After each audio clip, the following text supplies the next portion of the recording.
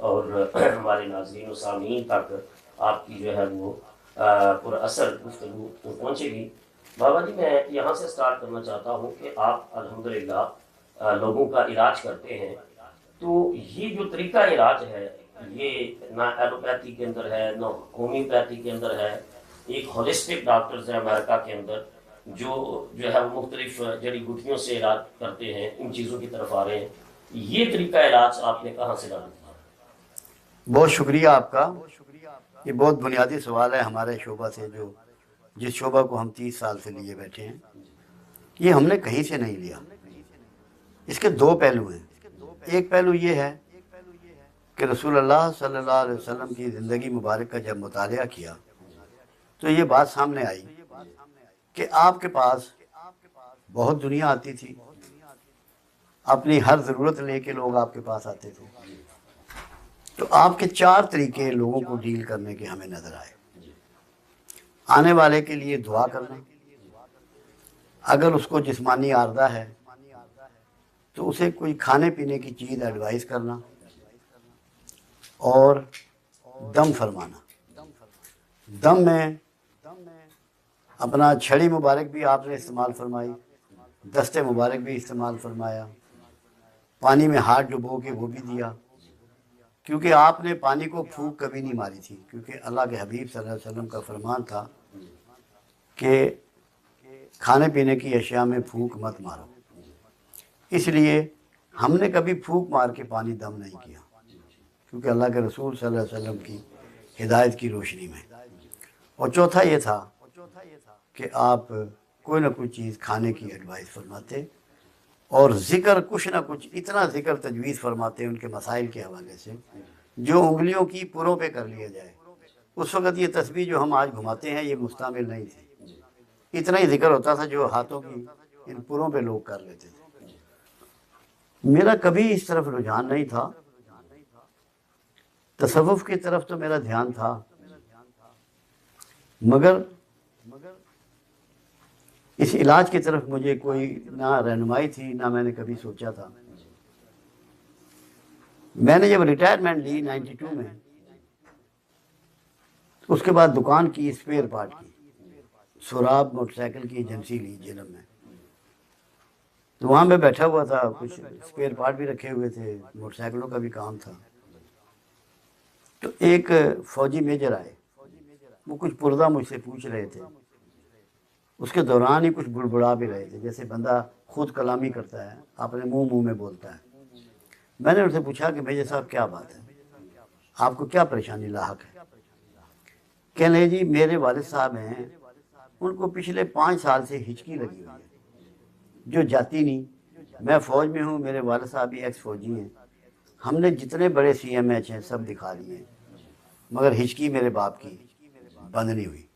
اچانک میرے منہ سے نکلتا ہے کہ میجر صاحب آپ اپنے والد کو ناریل کا پانی پلائیں، ناریل کا پانی پلائیں۔ ان کے پاس موٹر سائیکل تھی، انہوں نے وہ دبائی اور کسی ریڑھی والے سے انہیں 2 ناریل مل گئے، وہ اپنے گھر لے گئے، انہوں نے اپنے والد کو وہ پانی پلایا، ہچکی ان کی بند ہو گئی۔ صبح جب میں نے دکان کھولی تو وہ میجر صاحب کھڑے ہوئے تھے گاڑی لے کے، وہ والد صاحب بھی ان کے ساتھ، انہوں دونوں نے میرے پاؤں پکڑ لی۔ میں کہا خدا کے بندو کیا کرتے ہو؟ کہنے کہ یہ علاج تو نہیں، یہ تو کوئی اور ہی کہانی ہے، بھائی یہ کیسے ہم ٹھیک ہو گئے ایک دم۔ یہ تھا پہلا واقعہ۔ اس کے بعد وہ میجر صاحب نے روز کو انہیں بندہ لے آنا، ابھی وہ فل کرنل ہو کے ریٹائر ہو گئے ہیں، سید بادشاہ ہیں، ان کی اپنی گدی ہے سیالکوٹ میں، خانپوری ایسا کوئی نام ہے گاؤں کا ان کے۔ تو پھر اب وہ آگاہی اللہ کی طرف سے ملنا شروع ہو گئی، جیسے مسئلے میں بندہ آتا اللہ مسئلے کی بھی نشاندہی کروا دیتا، اور علاج بھی سامنے آتا، اور علاج وہ جو کسی ادویات کے شعبے میں نہیں ہے، کھانے پینے کی کوئی چیز سمجھ میں آ جاتی۔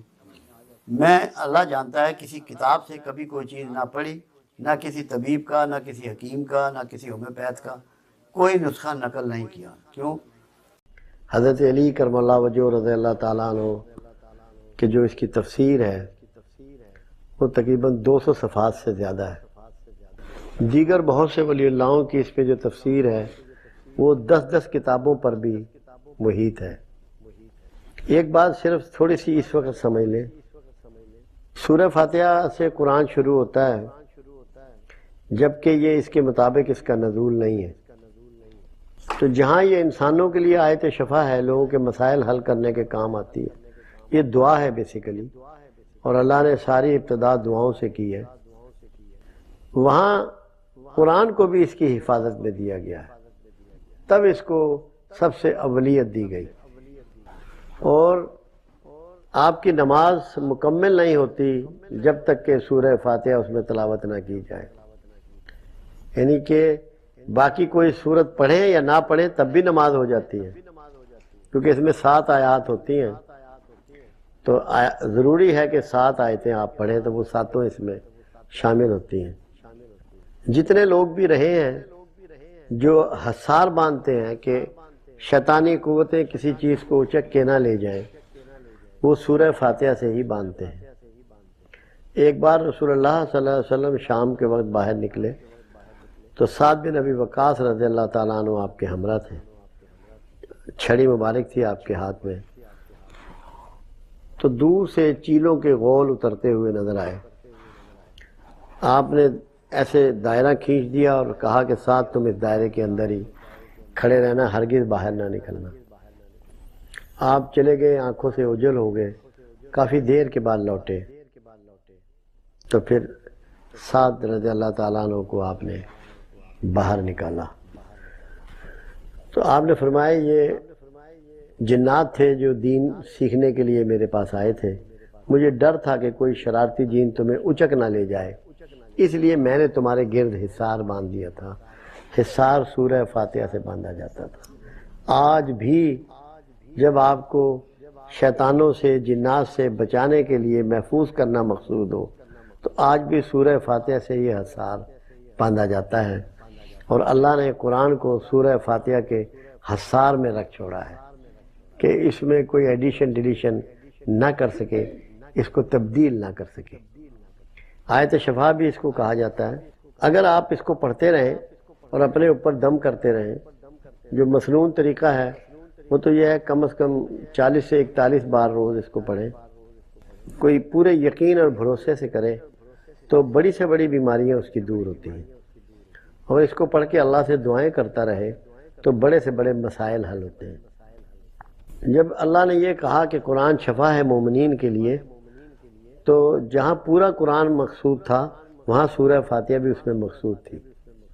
اور جتنے بھی بڑے صوفی گزرے ہیں، ولی اللہ گزرے ہیں، رایا صاحب نے مسلک، علماء، خطیب، علامہ، پیر، خانگاہی سسٹم، سب کی تھوڑی تھوڑی کوئی ایک آدھ مختلف جگہ پہ خامیاں بیان کی، باقاعدہ جیسے جہانگیر صاحب نے فوکس کیا، اظہر صاحب نے فوکس نہیں کیا، کیونکہ میں تو یہ چاہتا ہوں آپ میں سے کوئی بھی دوست کوئی اچھی بات، کوئی کام کی بات کسی بھی انسانی ذہن پر اتر سکتی ہے، اگر وہ غور و فکر کرے، تھوڑا جھانکے، توجہ کرے تو زیادہ اچھی باتیں مل سکتی ہیں، کیونکہ ہمیں بہرحال انشاءاللہ راستہ نکالنا ہے، بہتری کے لیے کوششیں کرنی ہیں۔ اسی لیے میں نے تمام دوستوں کو یہ دعوت دی تھی۔ عمومی طور پر جو انداز ہم اپناتے ہیں تنقید کا، یہ دنیا میں سب سے آسان کام ہے، کوئی مشکل کام نہیں ہے، مگر سب سے بڑھیا بات یہ ہے کہ تنقید کم سے کم ہو، اس میں آپ کا غصہ یا نفرت شامل نہ ہو، ذہن میں صرف یہ ہونا چاہیے کہ ہمیں بہتری کیسے نکالنا ہے۔ یہ خامی کسی کی نہیں ہے، میری خامی ہے۔ ہر انسان دوسرے کے لیے شیشے کی مانند ہے، جب کسی میں عیب نظر آتا ہے تو آپ سمجھ لیں کہ وہ میرا ہی عیب ہے۔ یہ شیشہ ہے زندگی، شیشے کی مانند ہے زندگی۔ تو تفرقے کو انہوں نے فوکس کیا۔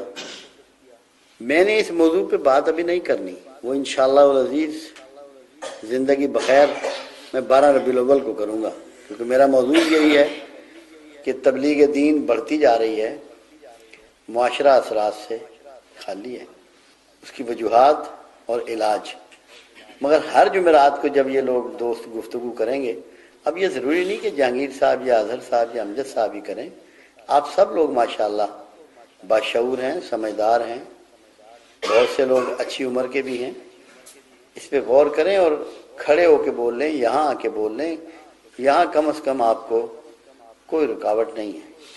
مگر ایک بات ذہن میں ضرور ہونی چاہیے کہ آپ کے بولنے سے یہ تاثر نہ ابھرے کہ آپ کسی کے خلاف ہیں، یہاں کوئی کسی کے خلاف نہیں ہے، ہمیں تو اپنے آپ کو ٹٹولنا ہے، اپنے کیڑے نکالنے ہیں، اپنی درستگی کرنا ہے۔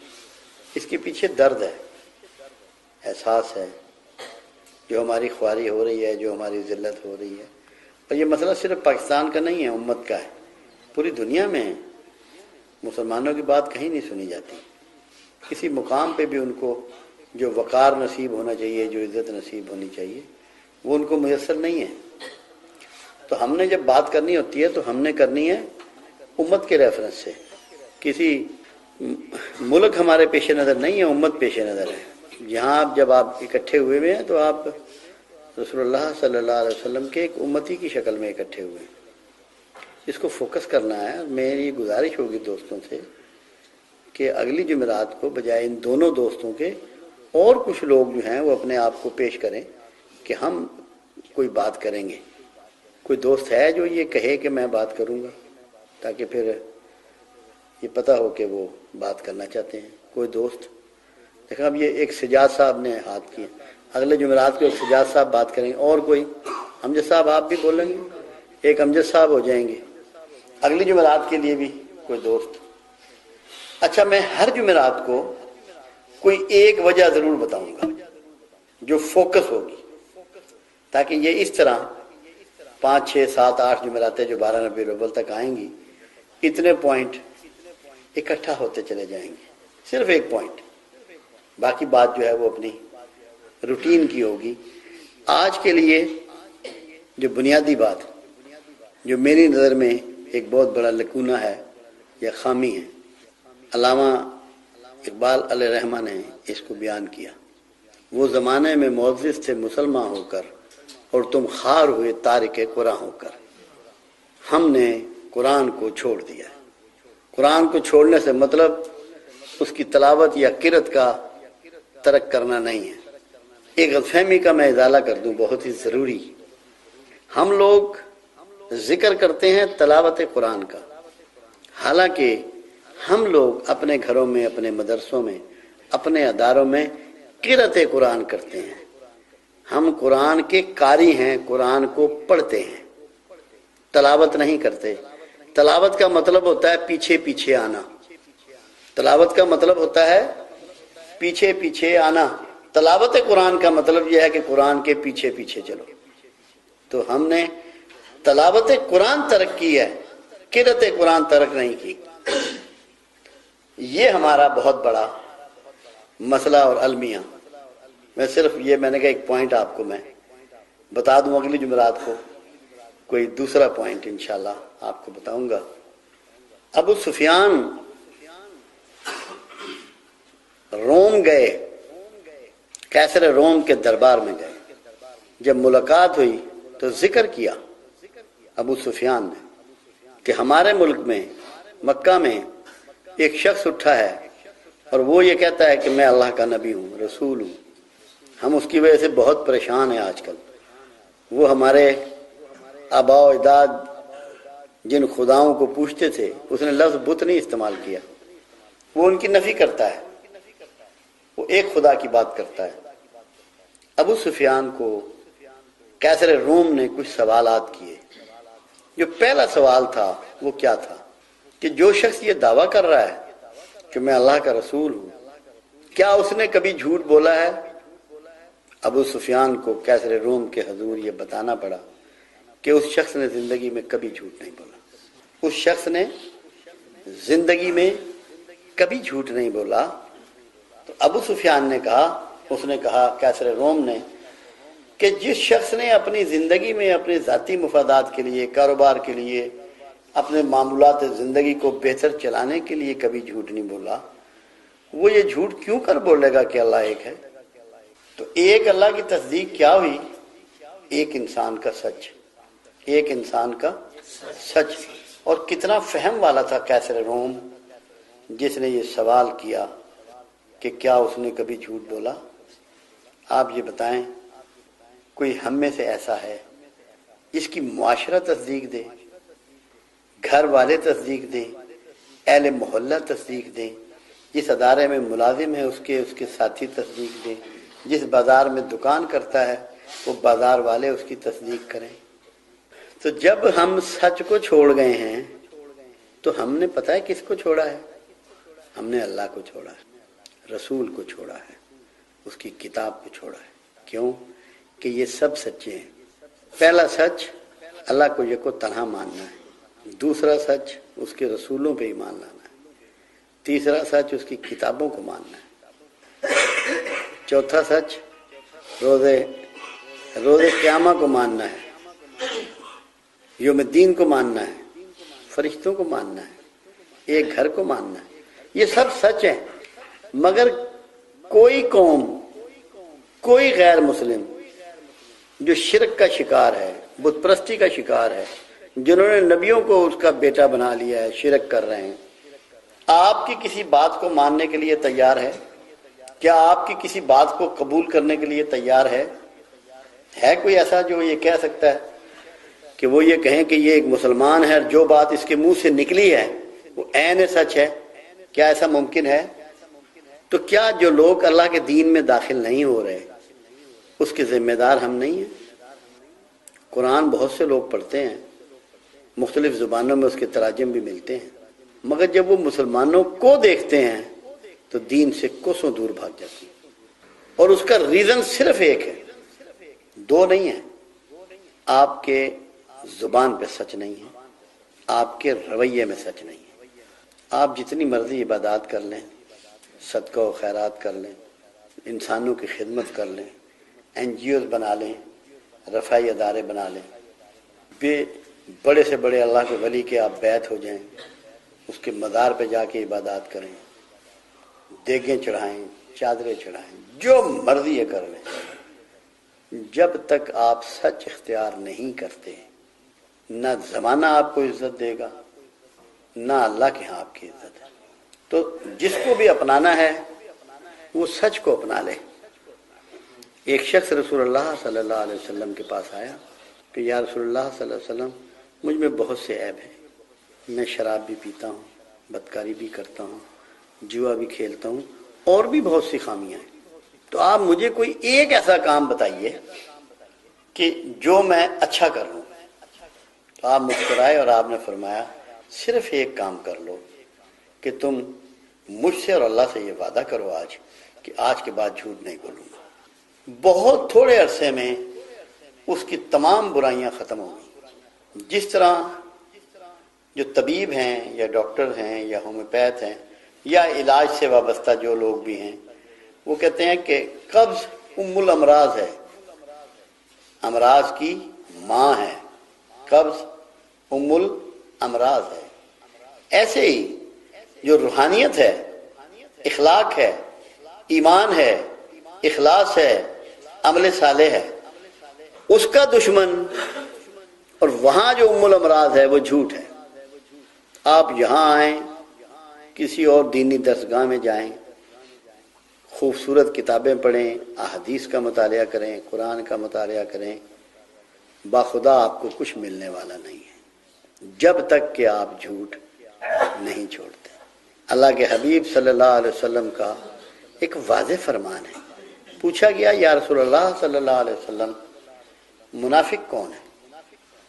آپ نے فرمایا بات کرے تو جھوٹ بولے، وعدہ کرے تو پورا نہ کرے، امانت دی جائے تو خیانت کرے۔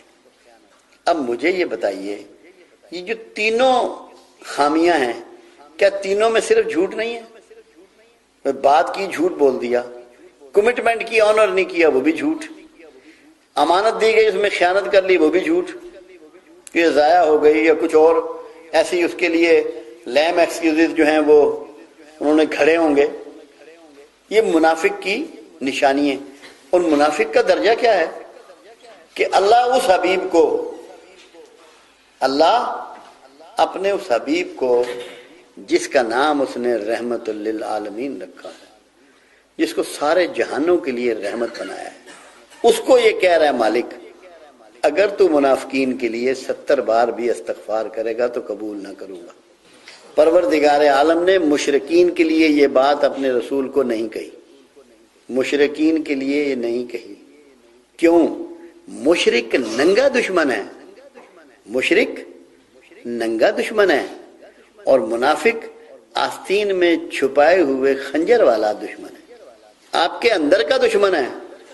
اندر کا دشمن یقیناً باہر کے دشمن سے بہت زیادہ خطرناک ہوتا ہے۔ کیوں بھائی صاحب، کیوں پریشان ہو؟ اچھا ٹیلی فون کر لو نا، روٹیاں آ گئی ہیں۔ تو منافق کیسا دشمن ہے؟ جو آپ کے اندر رہتا ہے۔ اندر کا دشمن زیادہ خوفناک ہے، زیادہ خطرناک ہے۔ باہر کے دشمن کا آپ آئے آپ کر سکتے ہیں، کوئی علاج کر سکتے ہیں، تحفظ کر سکتے ہیں، اندر کے دشمن سے کیسے تحفظ کریں گے؟ تو پھر اندر کا دشمن کون ہوا؟ کون ہوا اندر کا دشمن؟ اندر کا دشمن ہوا جھوٹ، کیونکہ منافقت کی بنیاد کھڑی ہوتی ہے جھوٹ پر۔ تو اگر آپ نے جھوٹ نہ چھوڑا تو دشمن آپ کے اندر موجود ہے۔ جب دشمن آپ کے اندر بیٹھا ہوا ہے تو وہ کیا آپ کا تعلق اللہ سے بننے دے گا؟ کیا رسول اللہ صلی اللہ علیہ وسلم سے آپ کی قرابت ہونے دے گا؟ کیا آپ کی مقبولیت رسول اللہ صلی اللہ علیہ وسلم کے دربار میں ہونے دے گا؟ جب تک آپ اس سے نہ نکلے اللہ سے نہیں مل پائیں گے، رسول اللہ سے آپ کا تعلق کبھی نہیں جڑے گا۔ اور خود فرمان رسول ہے صلی اللہ علیہ وسلم۔ پوچھا گیا یا رسول اللہ صلی اللہ علیہ وسلم کیا مسلمان بزدل ہو سکتا ہے؟ فرمایا ہو سکتا ہے۔ کیا مسلمان بددیانت ہو سکتا ہے؟ فرمایا ہو سکتا ہے۔ یا رسول اللہ صلی اللہ علیہ وسلم کیا مسلمان جھوٹا ہو سکتا ہے؟ فرمایا ہرگز نہیں، مسلمان جھوٹا نہیں ہو سکتا۔ اب مجھے آپ یہ بتائیں، ذرا گریبانوں میں جھانکے اور سوچیں